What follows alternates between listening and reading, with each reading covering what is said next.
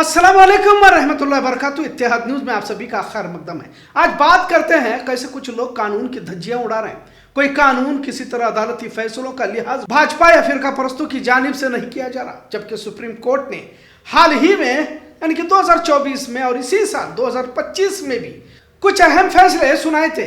पर भारत में कुछ लोगों को हिंदू मुस्लिम करे बगैर चैन कहां पड़ता है, क्योंकि अब इनका वजूद ही नफरत पर बाकी है। सभी जानते हैं कि विपक्ष के लीडर राहुल गांधी ने प्रेस कॉन्फ्रेंस के जरिए वोट चोरी की बात को खोल के रख दिया और भाजपा की जीत का एक तरह से पर्दाफाश कर दिया। अब तो बिहार में भी वोट चोरी की बात कही जा रही है। जब चुनाव नजदीक आने लगते हैं तो मखसूस लोगों को ख्वाब में मस्जिद दरगाह के नीचे मंदिर नजर आने लगते हैं, और जब आस्था आती है तो फिर वहां कानून की कोई हैसियत भी नहीं रहती। इससे पहले भी हमने आस्था का खेल देखा है। लिहाजा आज दो अहम मामलों का जिक्र करते हैं, जिसमें सबसे अहम फतेहपुर का मकबरा अब्दुल समद का है, जहां हिंदुत्ववादी तंजीमों के अफराद और भाजपा लीडरों की मौजूदगी में दरगाह पर हमला किया गया। सोशल मीडिया के साथ कुछ न्यूज चैनलों पर भी इसकी चर्चा हुई। गोदी मीडिया को छोड़कर बचपन से आपने भी देखा होगा कि कुछ बच्चे खेल में हारने लगते हैं तो झगड़े पर उतारू हो जाते हैं। बिल्कुल यही बात यहां पर लागू हो जाती है। वोट चोरी के जरिए कैसे भाजपा ने जीत दर्ज की, और इसी वोट चोरी की जीत पर वजीर आजम की कुर्सी पर मोदी कैसे बैठ गए। खैर, आजकल तो कई सवालों के जवाब देने की बजाय संसद से प्रधानमंत्री भाग खड़े होते हैं, जिसकी तस्वीर भी बारहा हमें देखने को मिलती है। पर बात यही नहीं रुकती, बल्कि देश को नफरत की आग में झोंकने का वही पुराना फॉर्मूला भाजपा की जानिब से निकाला जाता है, और उसमें भी अपने आप को योगी कहे जाने वाले आदित्यनाथ तो माहिर है। फतेहपुर के मकबरा अब्दुल समद के नीचे भी शिव मंदिर होने का दावा कुछ फिरका परस्तों की जानिब से किया जा रहा है, जिसका असर कल देखने को मिला। बड़ी तादाद में लोग निकल आए और मजारों पर इन्होंने हमला किया और मकबरा अब्दुल समद का नुकसान किया गया। कई मजारों पर हथौड़े चलाए गए। सबसे अजीब बात यह है कि जब यह तमाम हो रहा था तो पुलिस तमाशाई बनी खड़ी थी। मुसलमानों पर बरख रफ्तारी से काम करने वाली पुलिस ऐसे खड़ी थी जैसे इनकी आंखों की बिनाई चली गई हो, किसी ने छीन ली हो। खैर, पिछले साल नवंबर में संभल में इसी तरह मंदिर का दावा किया गया और संभल जामिया मस्जिद में फिरका परस्तों की एक बड़ी तादाद घुसने की कोशिश की। कुछ वकीलों और भाजपा लीडरों के साथ वहां वो दाखिल होने की कोशिश पर मुकामी मुसलमानों ने एतराज किया, पर यहां पुलिस ने सीधा फायरिंग की, जिसमें 8 लोगों के मारे जाने की बात सामने आई। खैर, संभल का मामला हाथ से निकलते देख सुप्रीम कोर्ट ने फैसला सुनाया कि इसके आगे किसी भी इस तरह के अर्थात पर कोई सुनवाई नहीं की जाएगी। पर अदालत का फैसला यहां मानता कौन है? भाजपा और हिंदुत्ववादियों ने मिलकर अभी फिर से फतेहपुर के इस मकबरे को निशाना बनाया। इन तमाम वारदातों के दरमियान इंसाफ कहां है? आम लोग कहां जाकर अपनी फरियाद दर्ज करेंगे? जब असल मुजरिमों पर कार्रवाई की बजाय इन्हें नजरअंदाज किया जाने लगे तो मुसलमान सड़कों पर नमाज भी पढ़ता है तो लात से मारा जाएगा, और हिंदू कांवड़ उठाता है और सड़कों को जाम करने के साथ मारपीट भी, गाड़ियों में तोड़फोड़ भी करता है तो इनके पैर पुलिस वालों की जानिब से दबाए जाते हैं। आप तस्वीर में देख सकते हैं, इन पर फूलों की बारिश की जाती है। एक तरफ एक समाज खामोशी के साथ नमाज अदा करता है तो इन्हीं पुलिस वालों की जानिब से लात, और दूसरी तरफ सड़कों पर हुड़दंग करने वालों के पैर दबाए जा रहे हैं। मतलब दोगलेपन की इंतहा कही जा सकती। यही लोग आदित्यनाथ जिसने कहा था कि सड़कें नमाज के लिए नहीं होती, तो कांवड़ के नाम पर सड़कों को बंद करके हुड़दंग और गुंडागर्दी के लिए होती है।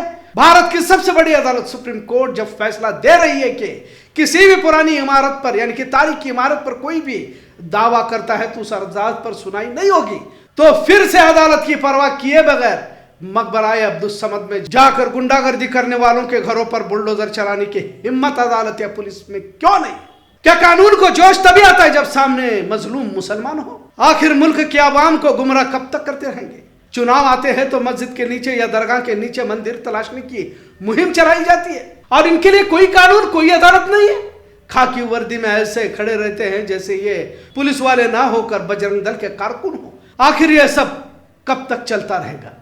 पूरे देश में अवाम गुस्से में है। वोट चोरी के जरिए मोदी भाजपा सत्ता में बैठे हुए हैं। अवाम भी सोचने पर मजबूर हो रही है, लेकिन जब देश सोचने लगता है तो विश्व गुरु और चाणक्य इसकी दिशा बदल देते हैं। फिर तमाम मसलों को हिंदू मुस्लिम पर लाकर खड़ा कर देते हैं ताकि कोई भी किसी भी मसले पर और इनकी नाकामियों पर सवाल न उठाए। इलेक्शन कमीशन, ईडी, सीबीआई, तमाम सरकारी एजेंसियां मोदी शाह के गुलाम बने बैठे हैं। 4 लोगों ने तो देश को बिल्कुल इंतहा पर लाकर खड़ा किया है। मोदी, शाह, अडानी, अंबानी। सिर्फ उत्तर प्रदेश की बात कही जाए तो 50,000 से ज्यादा स्कूलों को बंद कर दिया गया, क्योंकि आने वाली नस्ल को भी तो दंगाई बनाना है। और हिंदू खतरे में है कि कहानियां सुनाकर जहनसाजी करना है, और वही दूसरी तरफ मुस्लिम समाज का रोना जितना भी रोए कम है। इनको हालात से कुछ भी लेना देना नहीं है। आपको दूसरी तस्वीर भी दिखाते हैं जहां भाजपा हिंदुत्ववादियों को अदालत के फैसलों से कुछ लेना देना नहीं रहता, वही छत्तीसगढ़ के वक्फ बोर्ड की जानिब से एक अजीब फैसला सुनाया गया। 15 अगस्त को मदरसा मस्जिद दरगाह पर तिरंगा परचम लहराना होगा, वरना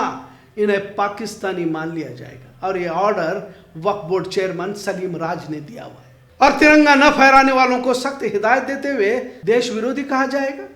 अब इसे क्या कह सकते हैं। छत्तीसगढ़ वक्फ बोर्ड ने काफी एक तवील फरमान जारी कर इस्लाम में हुब्बुल वतनी, भाईचारा वगैरह लिखा हुआ है।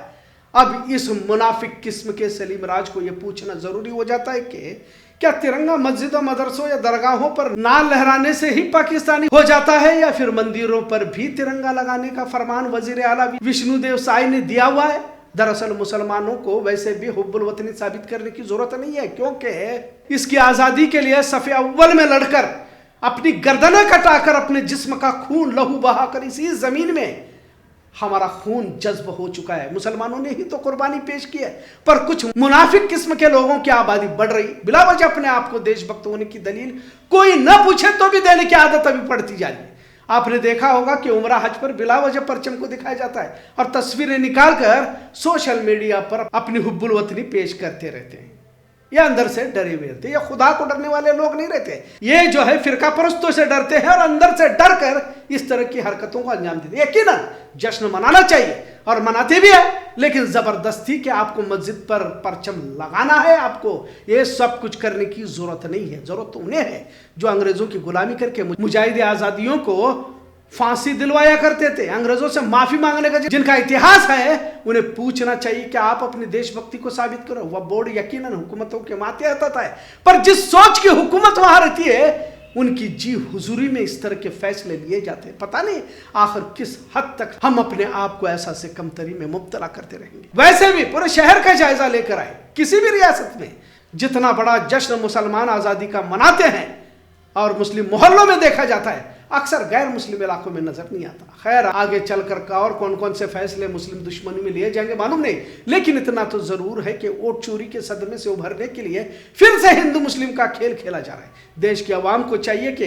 होशियारी से रहे, क्योंकि देश के संविधान को बदलने के साथ मुल्क के भाईचारे को भी तबाह करने का काम फिर से शुरू किया जा चुका है। आज का मौजू कैसा लगा इस पर जरूर कमेंट करें।